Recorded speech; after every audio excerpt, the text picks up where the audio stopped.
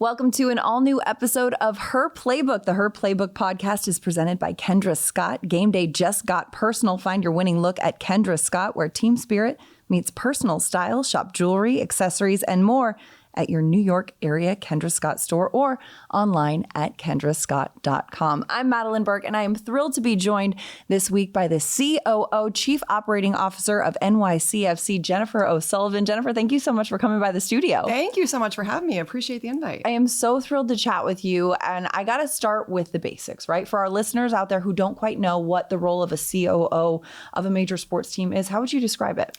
I kind of joke that I've got the chief title that, where all the things that potentially go wrong, and it always comes to me, but it's essentially the right hand to the CEO. Mm-hmm. So we together split the business. I really oversee most of the operational and administrative side of the business.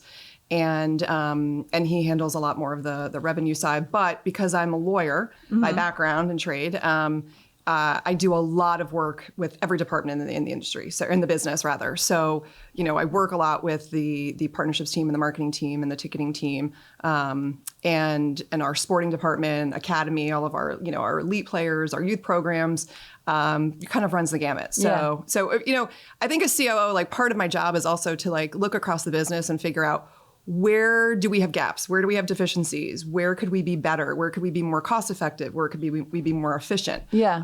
And so as a lawyer, I think there are certain backgrounds and departments that tend to work across the business, and legal, finance, those are sort of the ones that kind of, you have a more integrated approach when it comes to the business. And so we have a unique view and insight into where those areas could be for improvement, or where we could, have an opportunity, for example. Yeah. And you mentioned your legal background. Now, you came to NYCFC, from a different avenue, wrapping, sports leagues and teams and media companies. What is that experience like? And how did that experience lend to now being inside of a sports team? Yeah, it's funny. If you had asked me when I was in law school what I was going to do, I would have been able to tell you what I was not going to do. Yeah. I would say, I'm never going to be a partner at a law firm, and I'm never going to work for a team, because in my mind that was very limiting, and I didn't want to be limited. I was a league in my mind. The league was where I wanted to be, right? Yeah. Much broader kind of opportunity and experience. And fast forward. And I ended up as a partner in a law firm, and I was overseeing the sports practice in New York for that firm, and really had a very broad base of clients, and it was very exciting. And one of my partners said, "Hey, let me introduce you to my buddy. He's the new CEO at New York City Football Club. They're going to build a stadium someday. Maybe we can pitch them on our sports practice." And I said, "Sure, let's do that." Yeah. And again, in the back of my mind, was never thinking that this is a path I would go down. But when it was presented to me, and I really started to think about it, and I started talking to some other, friends in the business and people that I confided in, and said, this is the culmination of everything you've done in your career, right? Like this moment, this opportunity is sort of, there's nobody better qualified to do this than you. And it's such an exciting opportunity.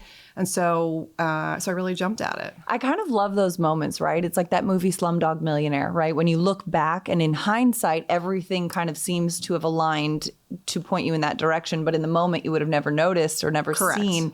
But I love how you've talked about how you were really hesitant to make that move when that opportunity came with NYCFC. You're like, no, I don't know. How did you make that decision? Yeah, I was. And, again, I've never planned out my career. Yeah. Right. I left law school with the idea that I knew I wanted to work in sports, but I didn't have connections. I didn't have a plan. I didn't really have anything. And I was really the right conversation with the right person at the right time that introduced me to someone who introduced me to my first internship in law school, which was in sports. And it was working for David Falk and his agency, Michael Jordan's agent, who at the time had every NBA player in his, in his stable of clients. And I learned very quickly, okay, well, that's what I don't want. I don't want to be on the agent side, but I really loved football. I was introduced to lawyers at the NFL and NFLPA, and I had an opportunity to go to the NFL right out of law school. And I said, that's it. I'm doing it, right? And every guy that I was friends with who we watched football with every Sunday was sort of like, oh my God, this is amazing. You're going to go work for the NFL. Everyone was very jealous, but I was like, sure, I'm going to go defer my law school loans. I'm going to go back to Jersey and live with my parents, and I'll figure this out. And it was a great opportunity for me to build my network. It was a great opportunity for me to get some experience in the business and really start to have serious conversations with people who said, like, hey, you really need to hone your skills as a lawyer. You really need to go to a law firm or a DA's office or whatever it is you want to do. Yeah. And then I spent 7 years in law firms, small law firm to begin with, getting to progressively bigger law firms, until one day I woke up saying, like, I was doing litigation. And I was like, this is not what I feel like I want to do, right? And how do I get out of this? Meanwhile, for 7 years, I was networking. I was papering the city with my resume to try to find a job back in sports, trying to get back to the NFL, trying to do everything that I could. When, again, another friend said to me, hey, they need a senior level lawyer at the Arena Football League. And, you want to throw your hat in the ring? And I said, sure. Yeah. And I did, and it was my way back into sports. But it was an opportunity to get a role that was part transactional, part litigation. Mm-hmm. And the minute I did the litigation, I said, I really don't want this. This transactional stuff is what I enjoy. The light bulb went off, and I said, this is what I want to do. And so I started to kind of more focus on that side of the business. Soccer came knocking next, and it was a business role with women's professional soccer as the CEO and commissioner. And I was a bit shocked because I thought, I'm a lawyer. Right. Why do they want me? Why would I do this? Yeah.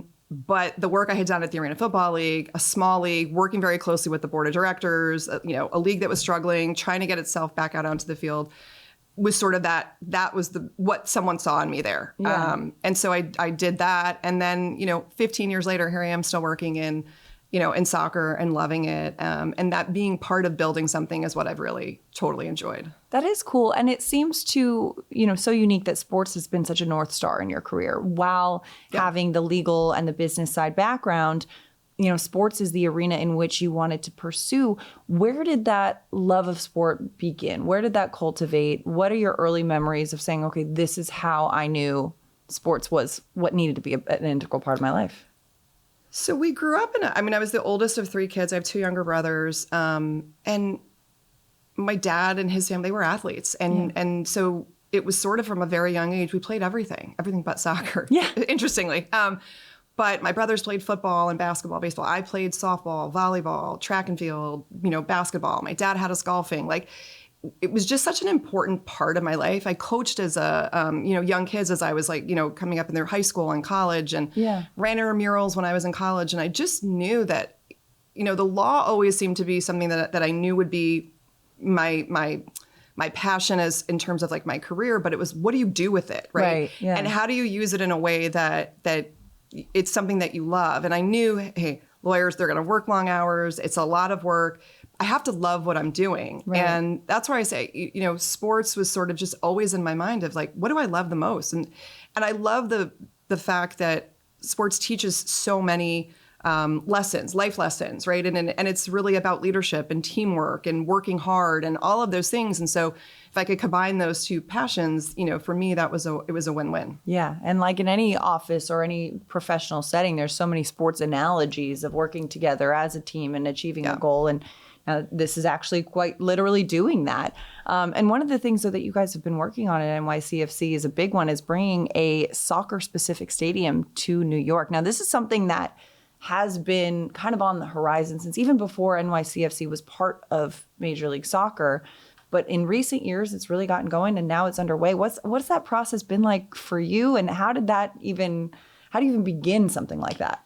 The process started long before I got there. This is at this point, 10 years in the making. The club launched in 2013, played our first game in 2015. And I think at the time the club launched, there was this idea that, hey, it'll take a couple of years. The Yankees were part owners, along with City Football Group, who are also own our sister team, Man City, and now 10 other clubs around the world. Yeah. But at the time, it was, hey, we'll take a couple of years, we'll get this stadium built. Play at Yankee Stadium. Play at Yankee Stadium. Yeah. But anybody who knows New York City knows the difficulties in building and developing large-scale projects in New York. And there were a number of hurdles that we had to overcome. And when I joined in 2020, so almost 6 years ago, 5.5 years ago. And when I joined, there was a deal to have a stadium in the Bronx. We were picking out chairs. We were picking out carpeting. Like Yeah. the design was Paint done. swatches were being everything. We Yeah. were ready. And that deal ultimately fell through in the land assembly, project. So a number of challenges, right? It's to find available land to do what we would need to accomplish what we need to accomplish to build a stadium is challenging. We looked at dozens and dozens of sites, spent a lot of money on, feasibility studies and on maybe probably 8 to 10 of them. And the original site that was looked at was in Queens. And when we went back to the drawing board after the Bronx, it was sort of the Queens site kept coming back up. And we had a really solid relationship with Councilmember Francisco Moya, with some other politicians in the area who had formed this Willets Point task force and said, like, hey, we think this is the perfect site. And so ultimately, we started a plan before we actually had a deal done of, like, could we make this happen? And, it's a real example, I think, of, when you have a group of people in New York City who really want to get something done and can push a project through. And so it took a lot from community leaders and local politicians, union leaders, a lot of the support that we built behind the scenes to sort of say, is this what this community wants? And then fast forward, to a very challenging public approvals process called ULURP that New York City has that I don't think, is unlike anything else anywhere in the, in this country. How does that work? It is a very robust community feedback process. So in the beginning, the local community boards get to vote on whether or not this is a project they want to support. It winds its way to the Queensborough president, who also gets a vote. And it goes to City Planning Commission, ultimately culminates in a vote with the entire New York City Council, and then goes to the mayor for signing if the project makes its way through all the hurdles. Yeah. And it's a process that can take a very long time. It took 9 months for us, which is a lot faster than most projects are able to get through. And I think the thing that we were so humbled by was just this sheer amount of community support and unwavering support that was there for this project. It's not just a stadium. It's a project that is a mixed-use development that's providing 2,500 units of affordable housing, a new 650-seat school, a new hotel, retail opportunities in an area which, if you're a fan of F. Scott Fitzgerald, it's rising from the ashes here. Like this is what this land was. It was just underutilized.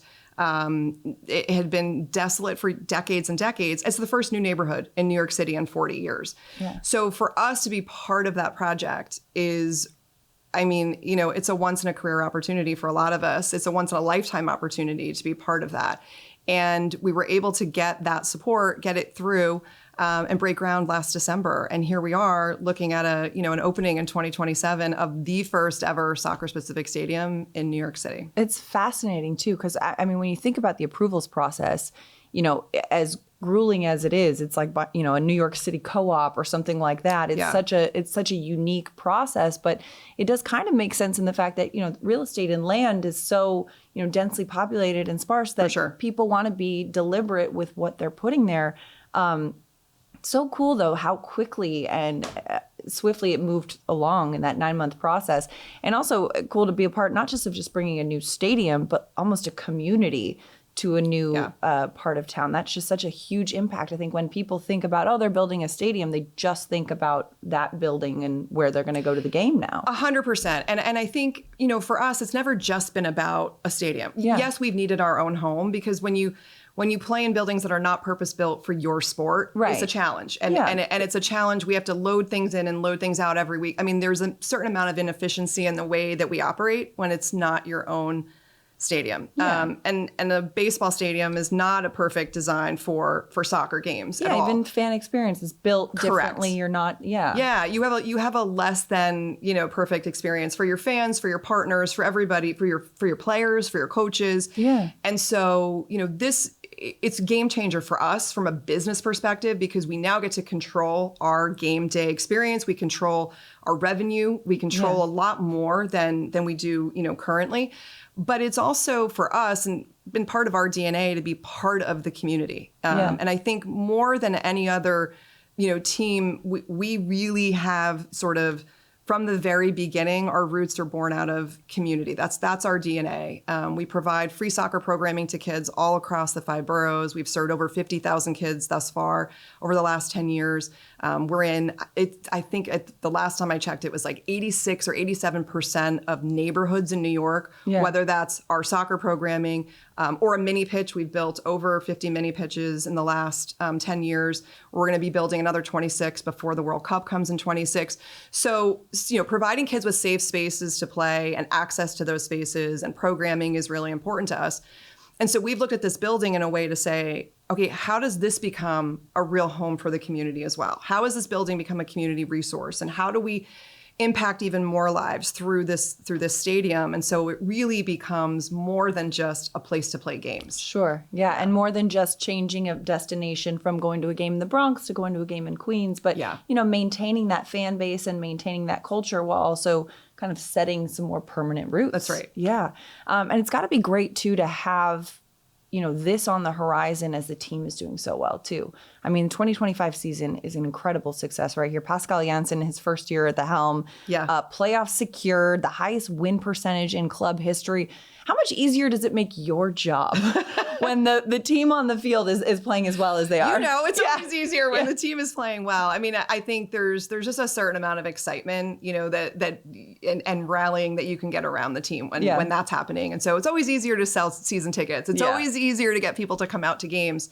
But the team over the course of our last 10 years, it has been incredibly competitive. And MLS, similar to the NFL, is a league where parity sort of rules. And the way that the league is set up, when you win an MLS Cup, you're not supposed to come back the next year. You're not even supposed to be in the playoffs next year, right? There's so much turnover. There's so much turnover. And the year we won the Cup in 21, came back the following year in the Eastern Conference Finals. And we've been in the playoffs for 8 of the last 10 seasons. And so we have an incredibly competitive squad, but you're right. This year, there's something a little bit, special about that. And having a coach who really is focused on player development and young players and bringing them up through the ranks and giving them opportunities. And I think they've really reacted well to him in the locker room.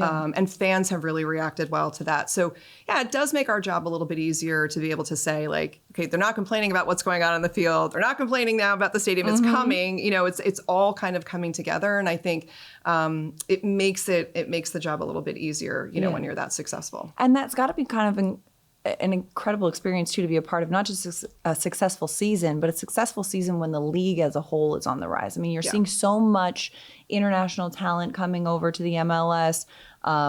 There's so much more fan engagement, fan interest in the United States. Whereas, soccer is such a global game, the beautiful game. The World Cup, just dominates in numbers. But domestically, there are other sports that kind of seem to take the attention away. But MLS is kind of coming for the heels. How much have you felt that growth of the league?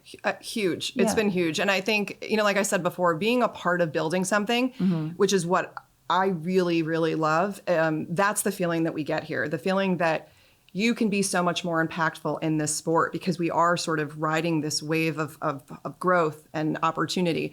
There are more kids playing soccer, today than any other sport. And there are kids that are growing up with parents who also played and are familiar with this sport, right? And we also have, at least particularly in this area, a hugely diverse population of people who come from, all over the world, who speak so many different languages and ethnicities that are represented, who have soccer in their DNA. So you have this just sort of built-in demo here in New York of people. You're not introducing the sport to them. Right. They know it already. What we're basically saying is, hey, you can still be fans of your teams back home, wherever your family connections are, but let us be your local team here, in New York. And I think with the World Cup coming, with so many eyeballs, we had Club World Cup here this past summer. Yeah.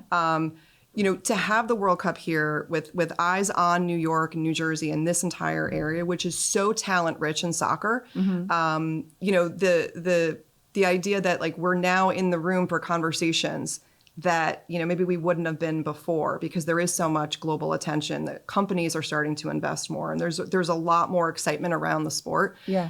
It's definitely something that's a thrilling, ride to be on as you see the sort of rise of it. And it's so much fun to be a part of it. I mean, the world of sport, the world of business coming together in this way and looking at what you do as a whole is just so fascinating to me and so impressive to me. What is your biggest motivation every day in your career?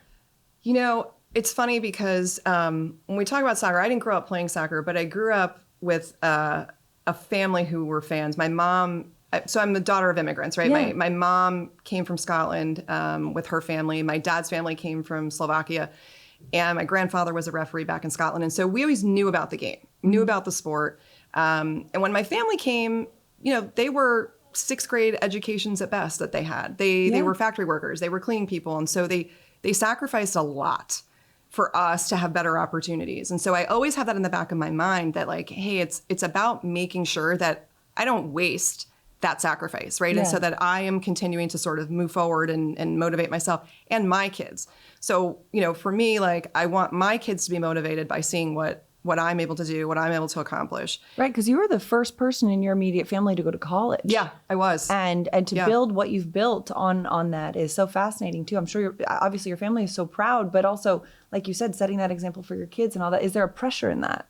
You know, I don't know that I look at it as pressure, but I look at it as an obligation and a responsibility. Yeah. And I say it to my kids all the time. I mean, like my joke to them is like, you have no barriers in your way, right? Like your ancestors came here with a lot of barriers, language barriers. They came here with socioeconomic barriers. They came here with like religious barriers. There were a lot of reasons why they could have failed, but they worked really hard so that there better opportunities for future generations. Like you don't have those excuses. So you had better be able to sort of move the ball forward even further. Right. Because you just don't have that. But so I feel like it's not necessarily that it's pressure, but it's just that that's what motivates me to make sure that they appreciate everything that's been given to them and everything, you know, the opportunities that have been afforded to them, and they take advantage of those opportunities. Yeah. You know, I mean, hindsight always 20/20. When you look back at your career, at your life, is there a piece of advice that you wish that you could give your younger self, or that you would perhaps give a younger person who is watching this or listening to this thinking, wow, that is such a fascinating career journey. How do I even begin to approach that? Yeah, you know, I think there's a couple of things. One thing that I think that I wouldn't change, and I would make sure that I didn't change this, was bringing my whole self and knowing who I was. And I didn't know that what I was doing in my career was building a network. It was just my personality to stay friends with, or to be friends with, or to build relationships with people that I worked with. And to this day, from that first internship that I had, you know, with David Falk, I still have friends from that opportunity, from friends at the NFL to every law firm that I've been to every job I've had in between, like building relationships. Because in this business, it's your name and your reputation that mean everything, but it is your network that are the people that you can lean on in times of need, or in every opportunity for a job that I've had, but one has come from my network.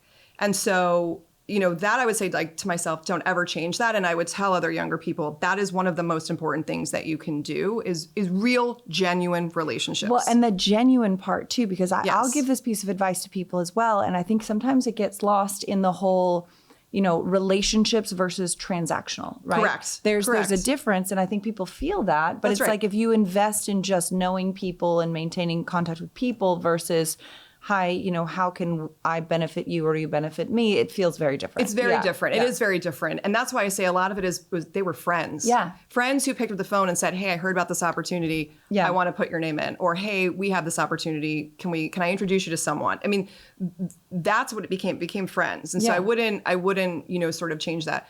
The other thing I think I would say is I worried a lot. I stressed a lot about, if I don't get this great, or I don't get this opportunity, like, you know, what's going to happen? And when I look back at my career and I see the twists and turns that my career took, I tell younger people now, enjoy the ride a little bit more. Yeah. You know, and I talk to people that are in college or in grad school and they're worried about, I've got to get this internship or I've got to get this. And I always say, like, your first internship or first job's not going to make or break you.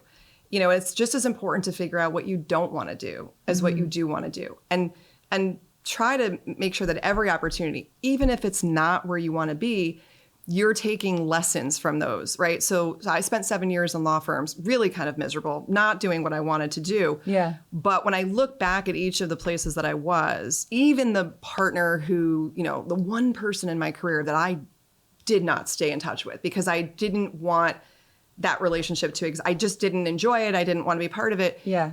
even I look back and can say, well, you know what he taught me as a lawyer? How to sell. Something that like no one tells young lawyers, right? The value as a lawyer sometimes it's how much business can you bring in or how much can you bill? Because it's money, it's revenue. What revenue are you generating for the law firm if you're in a law firm? Right. He taught us how to sell. He taught us how to build a book of business. And I value that, right? He also taught us how to build a team of people that were going to be there for one another. And if you were leaving the office, but your, fellow associate or partner was still sitting there doing, God knows what until 2 a.m, you jumped in to say, how can I help you to get out of here earlier? How can I help you? What can I do for you? And so, there are a lot of reasons why I didn't love that time and that experience that I worked for him. But I walked out of there with 2 things that were solid that really have like resonated with me throughout my career. So even if you're stuck in a job that you just don't love or an experience you're not thinking is going to be for you, that's fine. You can still learn something from it. Yeah. And kind of taking those moments, being where your feet are. Because I think we all do this. No matter where you are in life, you're looking towards the next goal or the next hopeful achievement. Yeah, how do I climb the ladder? How do I get to the next opportunity? And instead of remembering, once upon a time, I was hoping that I would get to where I am right now, kind of. That's right. Yeah. And that's great. It's great insight too. And also recognizing that each step along the way, even if it's not the best experience, is something we can learn from. Absolutely. I love that. Yeah. This is great insight. Jennifer O'Sullivan, thank you so much for taking the time today and sharing your story and sharing some of your wisdom with us. Jennifer O'Sullivan, the COO of NYCFC. Thank you so much for joining us on Her Playbook, so much. brought to you by Kendra Scott.